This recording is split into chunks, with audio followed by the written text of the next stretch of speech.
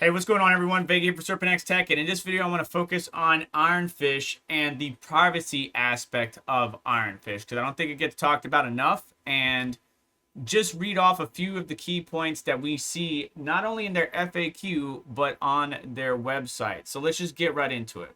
Privacy shouldn't be rocket science. I agree with that, right? Privacy in today's world is just more and more important, or should be very important to each individual person. Now, you may say, well, Vega, I have nothing to hide. Why do I care about privacy? Well, without getting me to put on my tinfoil hat and go into a bunch of different theories, whether fictional or fact, there's a number of different things that you should do to protect your privacy. VPNs while searching or browsing the web is one. Transacting with one another through crypto or through your bank should be your own information. Nobody needs to know why you're buying this thing that people might look or frown upon.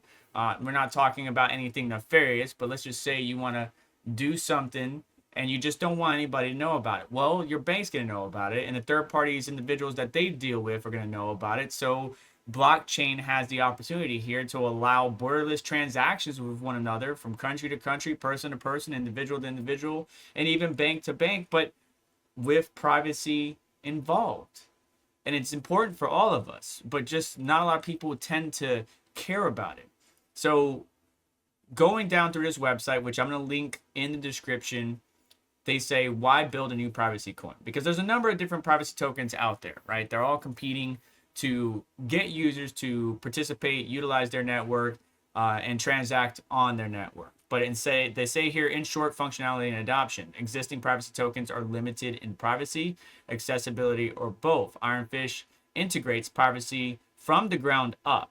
They adopt the highest privacy standards based on leading edge zero knowledge technology, right? So ZK proofs, or ZK, is very popular. You probably heard of ZK a number of different ways, or zero knowledge proofs, but they have implemented as well. And privacy coins have faced an uphill battle, gaining adoption in the face of government regulation. That's something that honestly I would like to have the Ironfish team on about, because I know that the government wants to know everything we're doing, every single thing we're doing, whether it's transacting with one another, participating with stuff, it does not matter. The government wants to know every single ounce of detail about you, which is why they have certain agencies that is their job is just to collect a bunch of data, so that way when they need to call that data, they have that repo or that repository of your personal information that they can pull from, your transaction history, your communications, everything, right? So it is an uphill battle, and the government wants to regulate it in such a way to where they still have that access, right? Like, you may have your privacy, but when the government calls, you better omit or give up your rights and turn over your privacy and turn over your data to them. They have often been outright banned or their tokens removed by exchanges, and we've seen that. Conceal has been removed from a lot of different exchanges. That's one of the earlier cryptocurrencies, besides a number of others that I can name, that have been slowly diminished, and they're delisted or XYZ, whatever it might be. At Ironfish, they're committed to collaborating with legislators, policymakers, and other members of the public and private sectors to develop a robust and compliant and globally usable solution, right? So that's very important. They need to continue to work with the political leaders, the regulators, to stop destroying the privacy tokens. We understand you want to know everything about every single individual, but in some cases you just need to chill the hell out and just let us be us, right? Let the people have their rights, respect their rights to privacy, and then only if it's like a nefarious, super bad activity, name them down in the comments, then the government should have that capability to be like, okay, this person is, using it for XYZ, attacks, country to country, on individuals, whatever, being able to grab that data. That it's a very sticky topic, and privacy is important to every single one of us, or it should be. But again, I just don't think that a lot of us care, which is unfortunate. Web2 promises privacy but fails to deliver consistently. Talking about the internet in its current state, and effective security guarantees. Consider digital payment systems where payment processors and merchants aggregate vast amounts of user data that they use for targeted marketing, advertising, monetization. We've all seen this, right? You buy something on Facebook and then all of a sudden you're getting ads, or you buy something on Amazon and all of a sudden you're getting ads on Facebook. You know, as soon as I was looking at a baby chair for my nephews, and next thing you know, that's all the ads were on various outlets, whether it was Amazon, Facebook, Target, or just Google searches or some random website. I even went to hashrate.no and boom, there it was. So these ads get my data, or these marketers get my data, and again, they're your data, you're not getting any money off of it, right? They are making money off of your data, but you are not getting any money off of it. So I would love to see a token, a blockchain, a cryptocurrency project be able to tokenize my data, and I choose when I want to sell it or when I want to give it to a company, right? But these guys, they have a privacy policy, terms and conditions, whatever. You agree to it. Some of us don't even read what those conditions are, and then we agree to it, and then they're able to aggregate the data and then sell it to the highest bidder, and then that person sells it to the highest bidder, and then that data gets sold to the highest bidder, and then lo and behold, you appear on 4chan because that third-party person that bought your data that didn't secure their network or their infrastructure got hacked, and so now your data is out there on the dark web. It's a kind of domino effect. And while I'm going out of bounds with as far as how this relates to Ironfish, the point is privacy is super important.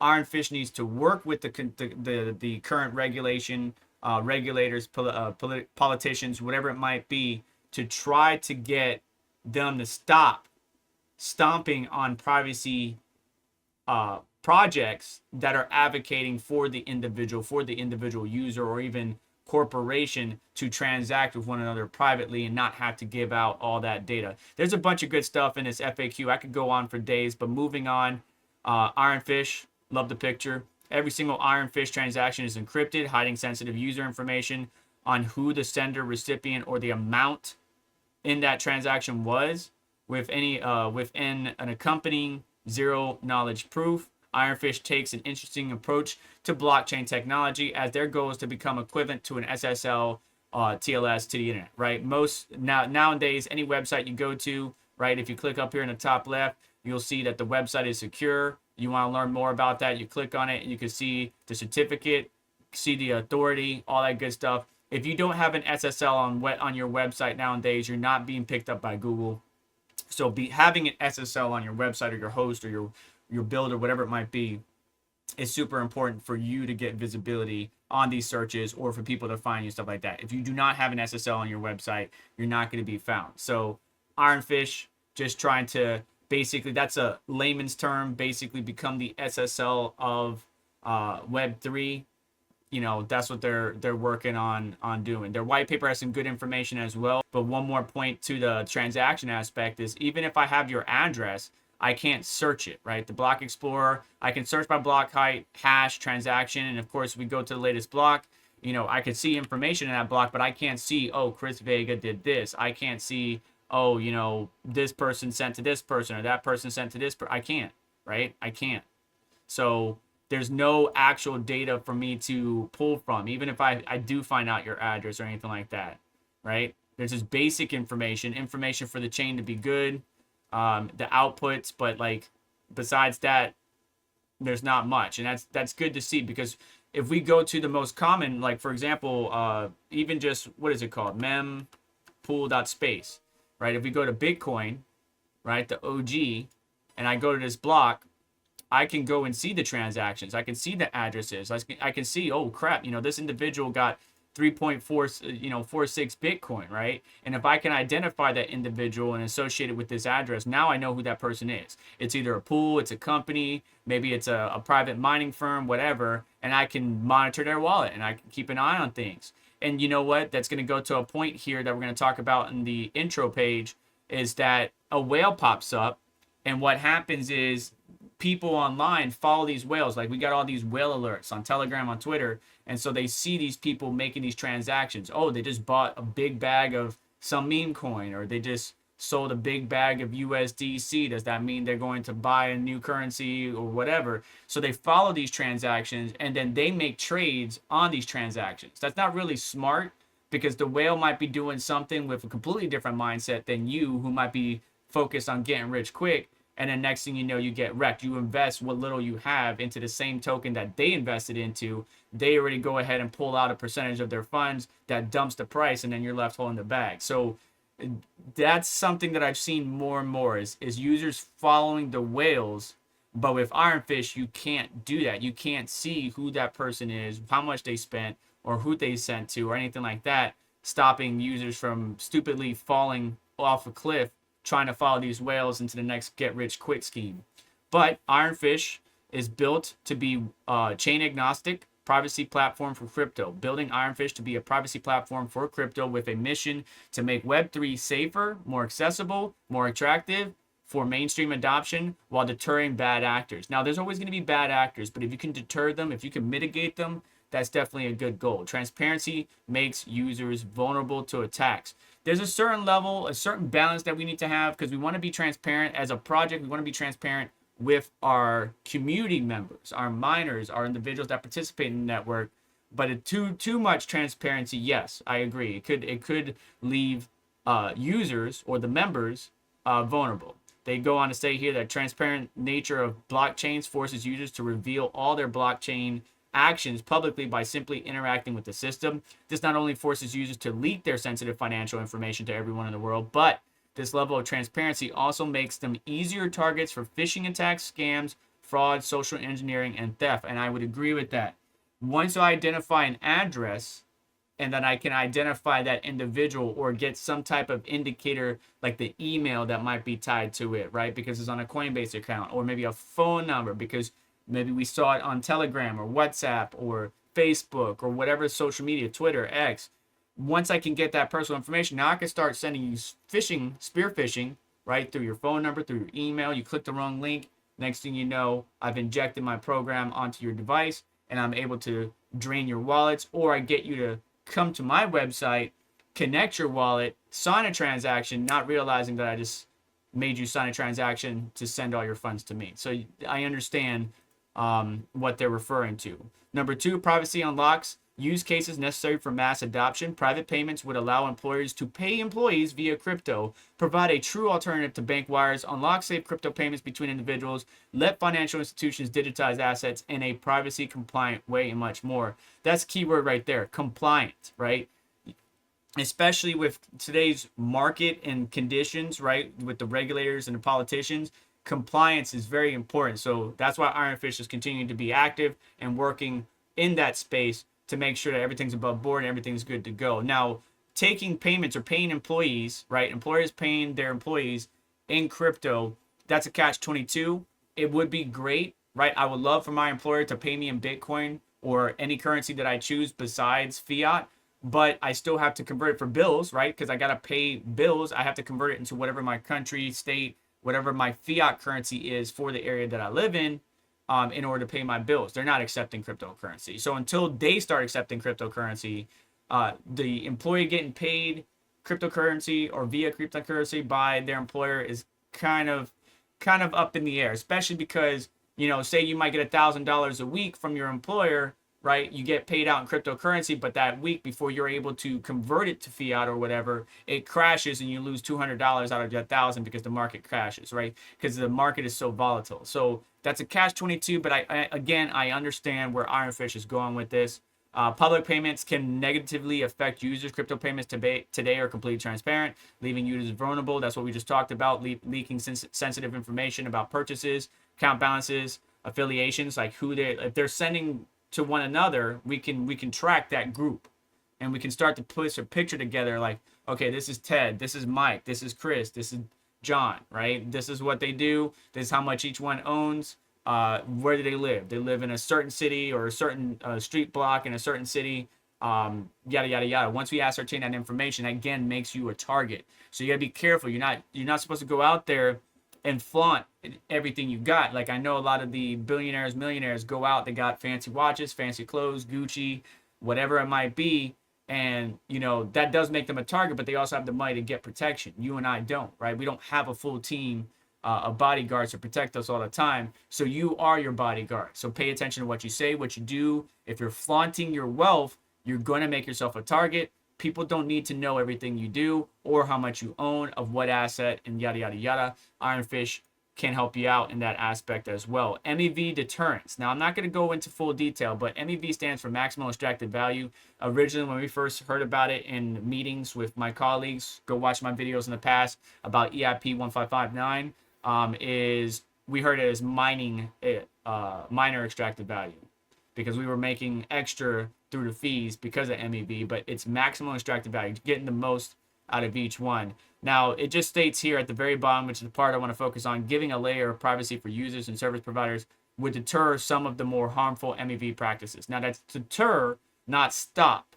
So it could still happen, but it would deter. So it's just something to note. Again, everything's going to be linked down in the description. Going back to the whales, unintended market reaction, whales, again, right? If I can't see your wallet, the amount of cryptocurrency or Ironfish you hold, you can transact without having to worry about everybody following your moves.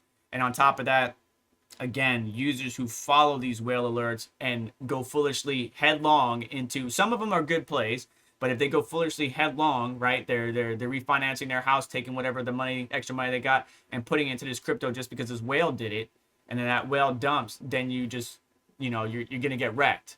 So I could see how that reaction or the effects of following a whale or not being able to see what a whale is doing on Ironfish could be beneficial overall. Plus, maybe the whale just wants to be left alone. He wants to he or she or they want to make their money, and they don't want you to know everything about them. Just like you don't want the world to know everything about you, unless you publicly make it known through Facebook, Twitter, whatever it might be.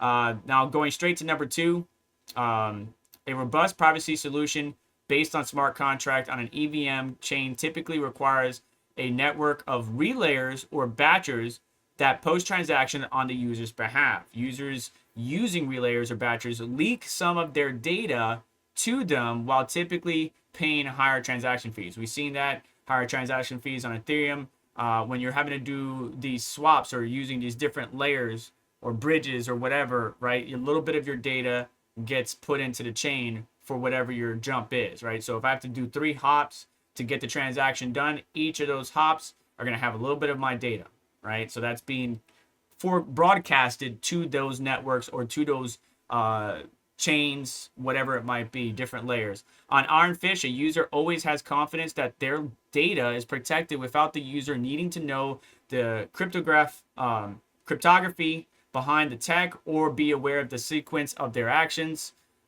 Just like a user uses a website with HTTPS without needing to know or do anything to get anything extra to get encrypted traffic, we hope users will use Ironfish with the same ease. So again, the SSL of Web3, basically you just need to use it. You don't need to worry about it. It just works. It's encrypted. It's secure. It's protecting your privacy, so on and so forth. Now, Ironfish has been doing some great things. Make sure to give them a follow on Twitter if you're not already following them. Again, they did fork and change their algorithm. And right now, as far as GPU mining goes, while GPU mining profitability has taken a hit, we've seen dual mining Ironfish and some other token like a Pyron hash or what have you is one of the more profitable tokens to mine. How long would that sustain? We'll have to wait and see. Even Ironfish shows up in the top 10 by itself. And if you're interested in that data, I do that every month right at the beginning, just recapping the previous. So stay tuned for that. Let me know your thoughts, though, of Ironfish and the privacy aspects. Are you interested in it? Do you care about privacy? Well, I believe you should. You're entitled to your opinions. Let me know your thoughts. And I just wanted to go through all that with you. But I'm interested to hear your feedback and your thoughts down in the comments below. Besides that, let's go ahead and get out of here. Before you do, hit that like button. Make sure to get subscribed, hit the notification bell to stay up to date, as well as check out additional links in the description to help support the channel and what we do here. And you just have yourself a wonderful day. Take care. I'll catch you next one.